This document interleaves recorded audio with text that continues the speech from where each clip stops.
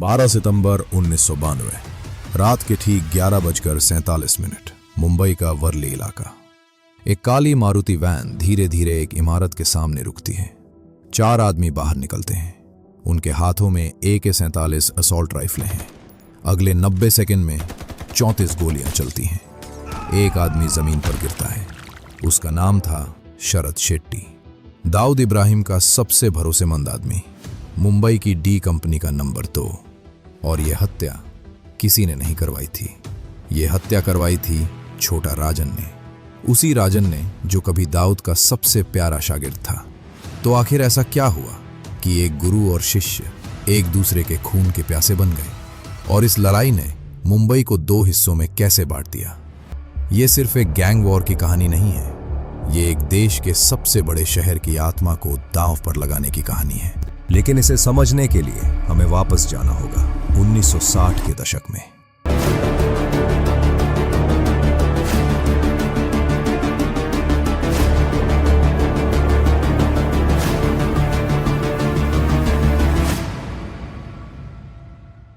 डोंगरी, मुंबई का वो इलाका जहां गरीबी और जुर्म साथ साथ पलते हैं। यहीं एक लड़का पला, नाम दाऊद इब्राहिम कासकर।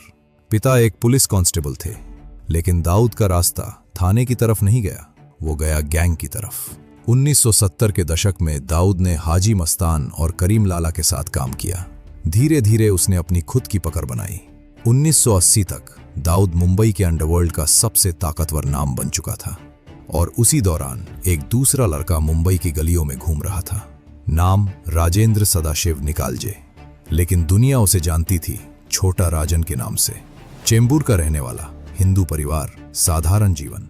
लेकिन राजन को साधारण जिंदगी नहीं चाहिए थी। वो पहले बासु दादा के गैंग से जुड़ा, फिर दाऊद की नजर उस पर पड़ी। दाऊद को राजन में कुछ दिखा, एक बेरहम वफादारी, एक निडर जुनून, और दाऊद ने उसे अपने साथ ले लिया। ये था 1983। गुरु और शिष्य, दाऊद और राजन, मुंबई के 2 सबसे खतरनाक इंसान एक छत के नीचे। क्या आप जानते हैं, उस वक्त इन दोनों की दोस्ती इतनी गहरी थी कि राजन के घर के खर्चे दाऊद खुद उठाता था। लेकिन जब नींव ही रेत पर हो तो इमारत कब तक खड़ी रहेगी? 1980 का दशक। दाऊद की डी कंपनी मुंबई की हर गली में फैली हुई थी। जुआ, तस्करी, सुपारी किलिंग, बॉलीवुड फाइनेंसिंग, मुंबई की फिल्म इंडस्ट्री, क्रिकेट सट्टा, रियल एस्टेट, सब पर डी कंपनी की छाया थी। राजन इसी साम्राज्य का एक अहम हिस्सा था। लेकिन 1986 में एक घटना हुई जिसने सब बदल दिया। मुंबई पुलिस ने दाऊद पर शिकंजा कसना शुरू किया। दाऊद को भागना पड़ा, पहले दुबई, फिर पाकिस्तान, कराची, और यहीं से शुरू हुई असली गड़बड़। पाकिस्तान में दाऊद को ISI का साथ मिला, इंटर सर्विसेज इंटेलिजेंस, पाकिस्तान की खुफिया एजेंसी। ISI ने दाऊद को शेल्टर दिया, पैसा दिया, प्रोटेक्शन दिया। लेकिन इसके बदले में उन्होंने एक काम मांगा, भारत को नुकसान पहुंचाओ। और दाऊद ने हाँ कर दिया। यहां रुकिए, एक आदमी जो मुंबई की गलियों में पला था, जिसने मुंबई को अपनी नानी का घर समझा था, उसने अपने ही शहर के खिलाफ हथियार उठाने का फैसला किया।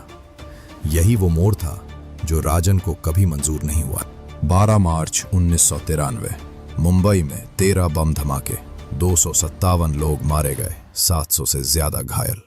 ये था मुंबई सीरियल ब्लास्ट्स, और इसके पीछे था दाऊद इब्राहिम, ISI की मदद से। जब राजन को पता चला, वो टूट गया। सूत्रों के अनुसार राजन ने कहा था, मेरे हिंदू भाइयों का खून बहाया गया है, मैं ये नहीं सह सकता। ये एलिज्ड बयान है, ऑफिशियली डॉक्यूमेंटेड नहीं, लेकिन जो हुआ वो डॉक्यूमेंटेड है। राजन ने दाऊद से रिश्ता तोड़ लिया। मुंबई अंडरवर्ल्ड 2 हिस्सों में बट गया। एक तरफ दाऊद की D company, ISI backed, Pakistan based. दूसरी तरफ छोटा राजन गैंग, एंटी दाऊद, खुद को देशभक्त कहने वाला। और अब शुरू हुई वो गैंग वॉर जिसने मुंबई की नींव हिला दी। 1993 से 2000 तक मुंबई की सड़कों पर खून बहता रहा। एक तरफ से गोली चलती, दूसरी तरफ से जवाब आता। राजन ने दाऊद के एक एक आदमी को निशाना बनाया। शरद शेट्टी मारा गया, सुभाष सिंह ठाकुर मारा गया, सौत्या मारा गया। दाऊद की डी कंपनी ने भी जवाब दिया।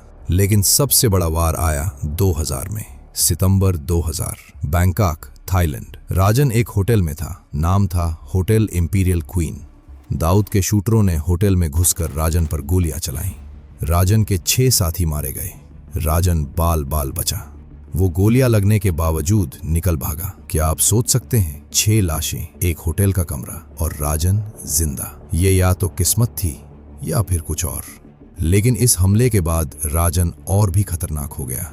घाव खाया हुआ शेर और भी भयंकर होता है। अब एक सवाल, इतने साल मुंबई जलती रही, खून बहता रहा, 2 गैंग के बीच मुंबई पिसती रही, तो क्या हमारी सरकार, हमारी पुलिस कुछ नहीं कर रही थी? कर रही थी, लेकिन असली दुश्मन दाऊद पाकिस्तान में बैठा था और पाकिस्तान उसे देने को तैयार नहीं था। भारत ने बार बार एक्स्ट्रेडिशन मांगा, पाकिस्तान ने बार बार मुकर गया। दाऊद हमारे यहाँ नहीं है, ये झूठ पाकिस्तान 30 साल से बोलता आ रहा है। यही है लेयर टू विलन, वो शैडो दुश्मन जो हर बड़े भारतीय दर्द के पीछे खड़ा होता है। आईएसआई ने दाऊद को एक वेपन की तरह यूज किया भारत के खिलाफ। और हमारी ब्यूरोक्रेसी, कुछ नेताओं ने डी कंपनी से डील किए। अलेज सोर्सेस के अनुसार, नाम नहीं लेंगे, लेकिन ये डॉक्यूमेंटेड है कि बॉलीवुड में, रियल एस्टेट में और राजनीति में डी कंपनी की पहुंच थी। ये था लेयर 3 विलन, वो अंदर का सड़ा हुआ सिस्टम जो दुश्मन को पनपने देता है। लेकिन भारत चुप नहीं बैठा। 2015 अक्टूबर, इंडोनेशिया का बाली द्वीप। एक आदमी फेक पासपोर्ट लेकर जी रहा था। नाम लिखा था मोहन कुमार, लेकिन असली नाम था राजेंद्र सदाशिव निकालजे उर्फ छोटा राजन। इंटरपोल रेड नोटिस पर था। 22 साल से भागता रहा और फिर इंडोनेशियाई पुलिस ने उसे गिरफ्तार किया। भारत ने एक्स्ट्राडिशन रिक्वेस्ट भेजी और 6 नवंबर 2015 को छोटा राजन भारत लाया गया। मुंबई एयरपोर्ट पर जब उसे उतारा गया, सीबीआई की टीम वहां थी। 22 साल की भागम भाग एक पल में खत्म। लेकिन दाऊद अभी भी पाकिस्तान में है। FATF की grey list, UNSC sanctions, Bharat के बार बार के डिमांड्स, लेकिन दाऊद अभी भी आजाद है। 2015 में दिल्ली की तिहाड़ जेल, छोटा राजन अब एक कैदी था। उस पर कई केसेस थे, मर्डर्स, एक्सटॉर्शन, आर्म्स ट्रैफिकिंग। 2022 में एक कोर्ट ने उसे जर्नलिस्ट जे डे की हत्या के मामले में दोषी पाया। जे डे एक क्राइम रिपोर्टर थे। 11 जून 2011 को मुंबई में उनकी हत्या की गई थी। कोर्ट ने माना यह हत्या राजन के आदेश पर हुई। राजन को उम्र कैद की सजा मिली।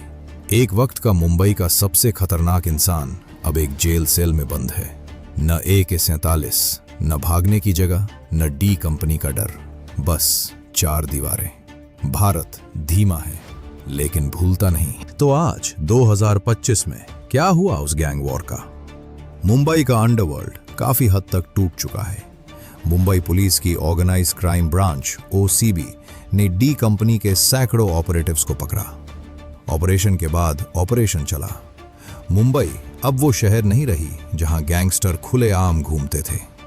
लेकिन दाऊद इब्राहिम, वो अभी भी कराची में महफूज बैठा है।